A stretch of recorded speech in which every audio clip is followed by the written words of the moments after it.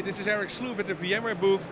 We're at the Solutions Exchange. It's VMworld 2016, and I'm joined by my good old friend Thomas Hagedorn. Hey, Thomas, Eric. how are you? I'm very good, Eric. Very Glad good. to see you working for VMware now. Yes, I am. I joined the company a year and a half ago. Went into the vCloud Air business unit and been there ever since. Okay, You know, everything is a bit foggy and cloudy, so I like that. yeah, it's always a bit foggy in the Nordics. I know. England is worse though, but we like it in the Nordics too. No, it's not a problem. You're still based in the Nordics? Yes, I am. But our team is actually covering all of Europe. I'm in SE. So we have a team that's covering Europe as a whole. We don't divide it into regions, basically. It's still kind of a smaller unit, so we cover for each other and don't really tend to those regions. Okay. So, vCloud Air data center replacement. What we've seen is that people want to migrate workloads to the cloud. You can use vCloud Air. It's based on vCloud Director. As the machinery is based on vCloud Director. Yeah. What is the benefit of using vCloud Air instead of other solutions? So what we are doing is that we are of course closer to development, of course, and we're kind of the spearhead of development. One of the things that came out of vCloud Air is HyperCloud Manager, which is basically network extension layer 2 and vMotion of virtual machines from on-prem to vCloud Air, which we are at the moment the only ones that you can do that with today. We saw this morning that Pat was talking about Amazon and the same kind of feature set. This is 6 months ahead, or 7 or more, but we do it today. Kind of a core feature on our side.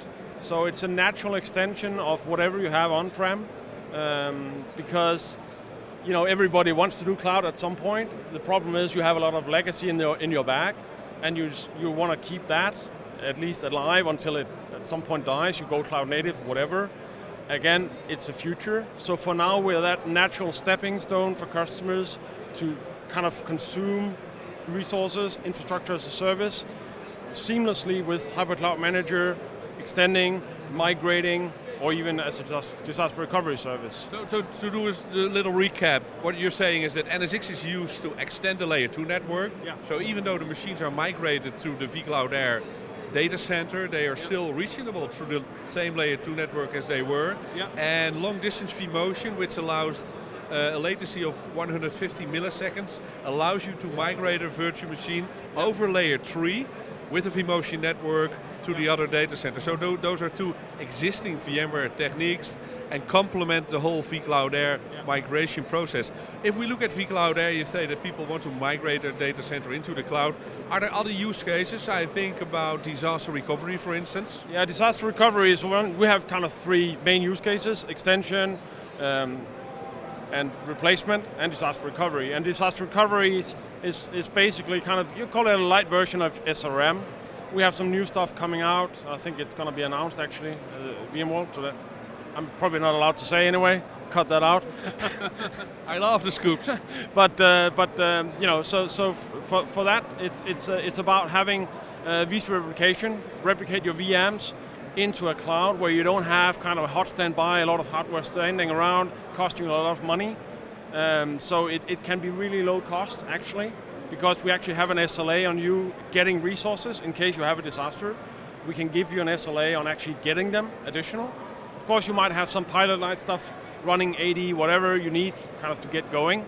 But for that initial failover, you don't have a lot.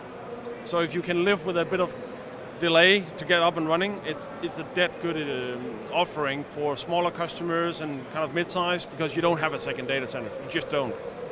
Okay, so if you want to know more about vCloud Air, definitely visit Thomas' booth at the VMware booth. Thank you for the interview, and have a great VMworld. You too, Eric. It's been a pleasure, and as always,